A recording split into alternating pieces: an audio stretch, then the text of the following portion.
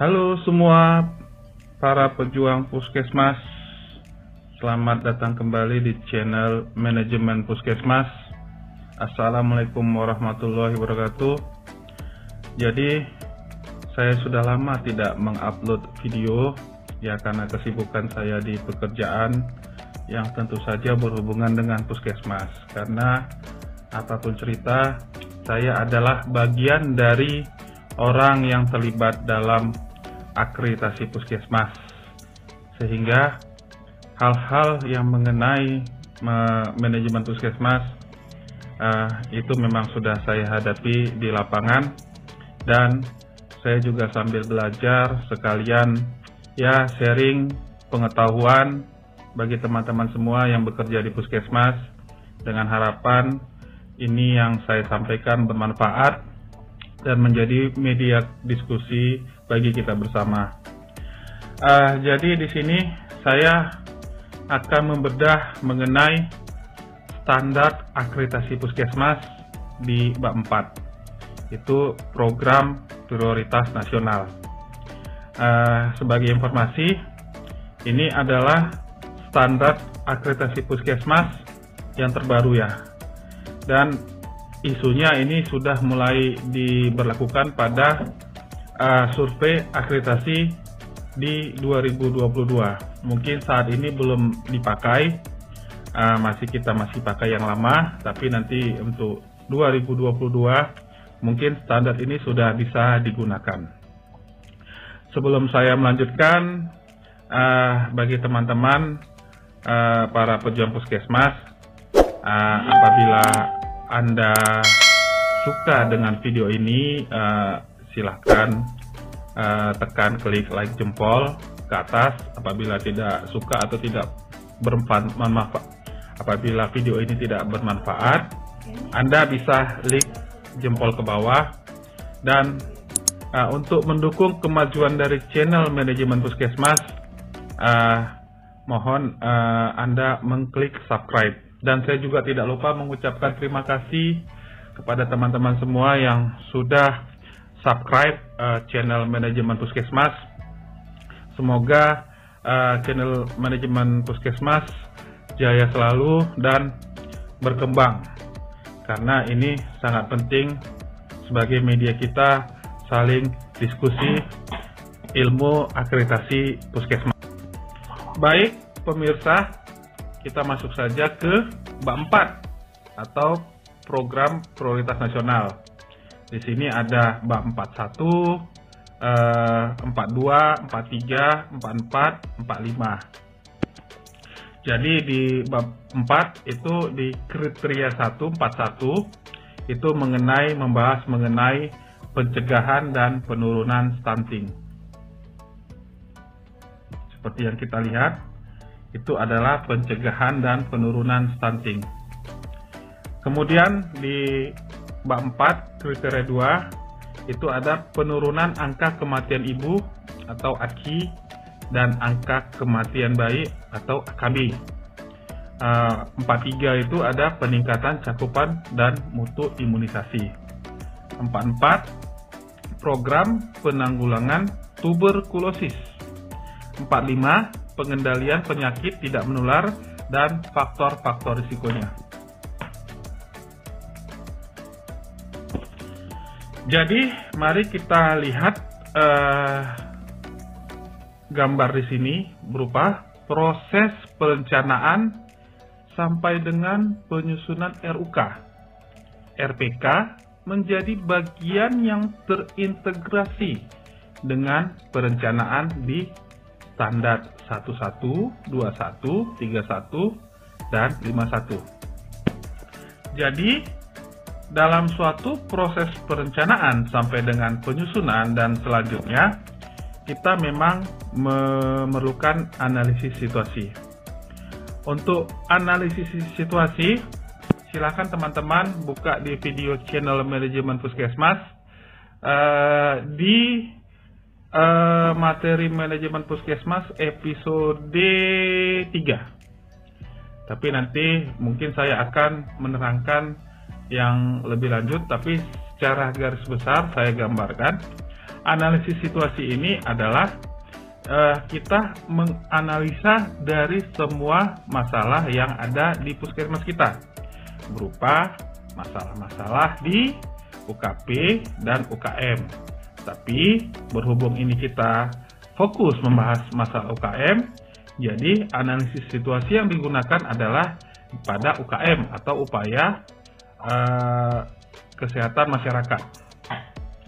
Dari analisis situasi, kita memunculkan rencana 5 tahunan. Dalam rencana 5 tahunan, kita mempunyai sebuah plan atau rencana. Apa saja yang menjadi rencana kegiatan kita selama 5 tahun. Kemudian,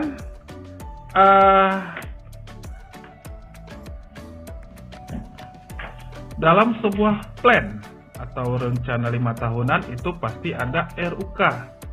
RUK adalah rencana usulan kegiatan. Dan kemudian diimplementasikan menjadi RPK, rencana pelaksanaan kegiatan. Dalam mengimplementasikan RUK menjadi RPK, kita harus melibatkan lintas program, lintas sektoral, masyarakat dalam penyusunan RUK dan RPK. Setelah rencana usulan kegiatan maupun rencana pelaksanaan kegiatan itu rampung, maka apa yang diperlukan? Kita perlu action. Actionnya apa? Itu kita tinggal melaksanakan sesuai dengan apa yang sudah kita rencanakan di RPK, baik dari jadwal, lokasi, dan sebagainya. Siapa pelaksananya, itu kita lakukan. Kegiatan apa saja yang sesuai dengan yang sudah RPK yang disahkan. Kemudian setelah kita pada saat melakukan action atau kegiatan yang sudah direncanakan dalam RPK, kita harus lakukan komunikasi dan koordinasi dalam pelaksanaan dengan lintas program, lintas sektoral masyarakat, kemudian sasaran pelayanan, agar action kita lebih terukur dan tepat sasaran. Setelah action dilaksanakan, kita memproduksi sebuah atau membuat sebuah laporan. Jadi, semua action yang telah kita lakukan itu dicatat dan dilaporkan. Yang gunanya juga nanti ini akan berguna dalam hal untuk mengevaluasi. Setelah dilaporkan, maka dilakukan monitoring dan evaluasi. Jadi monitoring itu melihat apa saja action yang dilaksanakan dan evaluasi. Apakah sudah mencapai target atau belum mencapai target, dan kalau memang belum mencapai target, apa saja masalah yang terjadi dan apakah perlu kegiatan tersebut untuk ditindaklanjuti. Kemudian setelah dimonitoring dan dievaluasi, itu muncul rencana tindak lanjut, berbuah sebuah rekomendasi. Apa kelemahan, kendala, masalah yang dihadapi selama pelaksanaan kegiatan yang sudah dicatat dan dilaporkan, dan menghasilkan sebuah rekomendasi. Rekomendasi ini adalah usulan atau solusi untuk memecahkan masalah atau kendala yang didapat selama pelaksanaan kegiatan. Dan usulan ini akan diusulkan di RUK yang akan datang. Kalau dia RUK 5 tahunan berarti 5 tahun yang akan datang. Kalau RUK tahunan berarti di tahun yang akan datang. Ya, itu siklus berputar kembali.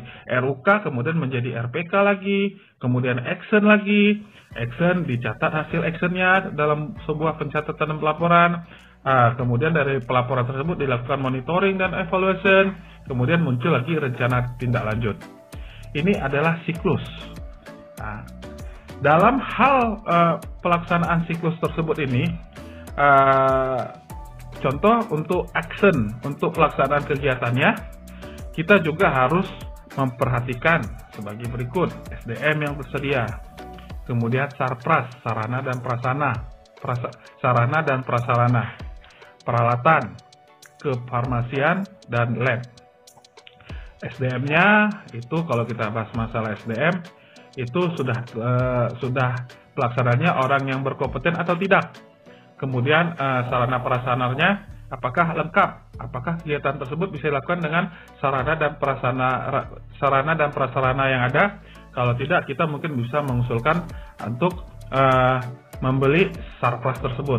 Peralatan, apakah sudah sesuai dengan standar yang ada di Permenkes. Kemudian kefarmasian, ketersediaan obat, dan lab. Misalnya untuk kegiatan-kegiatan yang memerlukan pemeriksaan lab, seperti malaria, pada PTM, seperti pemeriksaan kolesterol, asam urat, dan sebagainya. Kita masuk kepada standar 41, pencegahan dan penurunan stunting. Di sini Puskesmas melaksanakan pencegahan dan penurunan stunting beserta pemantauan dan sesuai evaluasinya, ketentuan peraturan perundang-undangan. Jadi memang saat ini penurunan stunting adalah program prioritas nasional. Pencegahan ini dilakukan oleh Puskesmas dan pemantauannya juga dilakukan oleh Puskesmas sampai dengan evaluasinya. Pada bab 411 itu pencegahan dan penurunan stunting direncanakan, dilaksanakan, dipantau, dan dievaluasi dengan melibatkan lintas program, lintas sektor, dan masyarakat. Dalam hal masyarakat di sini adalah dilakukannya pemberdayaan. Ini kenapa melibatkan lintas program dan lintas sektor? Karena stunting ini tidak akan jalan kalau tidak melibatkan lintas program dan lintas sektor. Karena stunting itu melibatkan beberapa program, antaranya seperti imunisasinya bagaimana, posyandunya bagaimana, kemudian counselingnya bagaimana. Makanya mereka melibatkan harus lintas program. Dan bagaimana lintas sektornya juga, karena masalah stunting ini berkaitan erat dengan ekonomi dan kesra atau kesejahteraan rakyat. Jadi apa saja lintas sektor yang terlibat, misalnya kecamatan, polsek atau koramil, atau apabila diperlukan kebijakan-kebijakan dari KUA ataupun para kepala desa dan sebagainya. Yang kedua, ditetapkan program pencegahan dan penurunan stunting. Ini dibutuhkan SK. Jadi pada bab 1-2 ini dibutuhkan SK dan kerangka acuan tentang program pencegahan dan penurunan stunting. Jadi, Kepala Puskesmas mengeluarkan SK dan kerangka acuan yang berkaitan erat dengan program pencegahan dan penurunan stunting.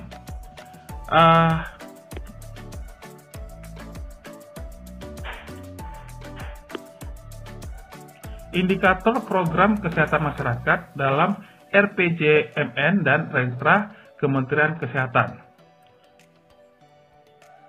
Sesuai dengan indikator program kesehatan masyarakat dalam RPJMN dan Renstra Kementerian Kesehatan 2020 sampai 2024, maka yang menjadi indikator dalam program pencegahan dan penurunan stunting adalah itu minimal itu 3 ya, lebih pun boleh. Jadi maka di sini persentase bayi usia kurang dari 6 bulan memperoleh ASI eksklusif itu kita punya target 45%. Kemudian yang kedua, persentase balita yang dipantau pertumbuhan dan perkembangannya itu target itu 70%. Prevalensi wasting anak balita itu 7,8.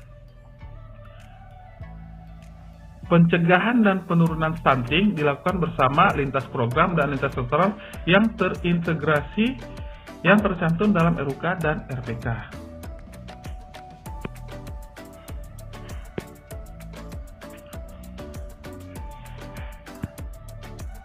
Standar 42, penurunan angka kematian ibu atau AKI dan angka kematian bayi atau AKB. Puskesmas memberikan pelayanan kesehatan ibu hamil, pelayanan kesehatan ibu bersalin, pelayanan kesehatan masa sesudah melahirkan, pelayanan kesehatan bayi baru lahir beserta pemantauan dan evaluasinya sesuai dengan peraturan perundang-undangan. Ini ada di Permenkes dan mungkin kawan-kawan bisa membuka kembali Permenkesnya. Pada 421, kriteria 421 bab 4, elemen kriteria 2, penilaian 1, Puskesmas melaksanakan pelayanan kesehatan ibu hamil, pelayanan kesehatan ibu bersalin, pelayanan kesehatan masa sesudah melahirkan, dan pelayanan kesehatan bayi baru lahir.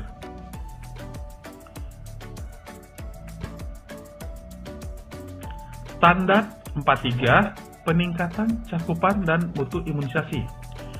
Puskesmas melaksanakan program imunisasi sesuai ketentuan peraturan perundang-undangan. Jadi ya seperti sebelumnya memang ini juga sudah ada ya, bukan hal baru. Puskesmas melaksanakan program imunisasi. Dimana kita tahu imunisasi kita sekarang memang ya belum banyak yang belum mencapai target. Jadi ya mungkin ini yang harus dikejar, imunisasi. Pada 431, program imunisasi direncanakan, dilaksanakan, dipantau, dan dievaluasi dalam upaya peningkatan capaian, cakupan, dan mutu imunisasi. Pada standar 44, program penanggulangan tuberkulosis. Puskesmas memberikan pelayanan kepada pengguna layanan TB mulai dari penemuan kasus TB kepada orang-orang yang terduga TB, penegakan diagnosis, penetapan klasifikasi dan tipe pengguna layanan TB, tata laksana kasus terdiri dari pengobatan pengguna layanan beserta pemantauan dan evaluasinya untuk memutuskan mata rantai penularan sesuai dengan ketentuan peraturan perundang-undangan. Kriteria 441, Puskesmas melaksanakan pelayanan kepada pengguna layanan TB, mulai dari penemuan kasus TB kepada orang yang terduga TB, penegakan diagnosis, penetapan klasifikasi dan tipe pengguna layanan TB. Tata laksana kasus terdiri dari pengobatan pengguna layanan beserta pemantauan dan evaluasinya. Standar 45. Pengendalian penyakit tidak menular dan faktor risikonya. Puskesmas melaksanakan pengendalian penyakit tidak menular, utama yang meliputi hipertensi, diabetes meletus, kanker payudara dan leher rahim, pengguna layanan rujuk balik atau PRB, penyakit tidak menular atau PTM, dan penyakit katastrofik lainnya sesuai kompetensi di tingkat primer, serta penanganan faktor risiko PTM. Kriteria 451, program pencegahan dan pengendalian penyakit tidak menular serta faktor risikonya direncanakan, dilaksanakan, dipantau, dan ditindaklanjuti.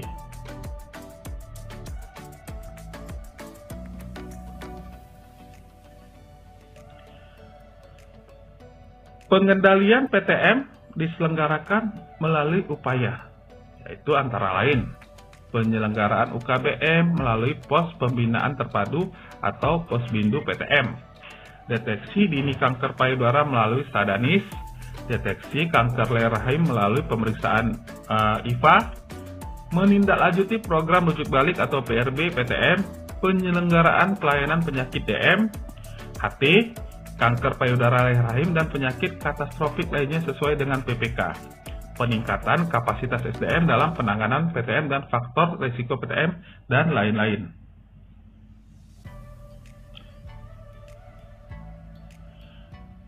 Ini pengendalian PTM tersebut harus dibuat dalam sebuah kerangka acuan kegiatan tentang program pengendalian penyakit tidak menular di Puskesmas. Terima kasih sudah menonton. Jangan lupa like dan subscribe. Tetap stay terus di channel Manajemen Puskesmas, karena saya akan mengajak teman-teman semua untuk berdiskusi bagaimana perkembangan dari akreditasi Puskesmas dan saling share, saling diskusi, saling ilmu. Apabila ada pertanyaan, silahkan ketik di kolom komentar. Sebisa mungkin saya akan jawab, dan kalaupun saya menjawab bisa saja saya akan memunculkan di video channel manajemen puskesmas berikutnya. Sampai ketemu kembali.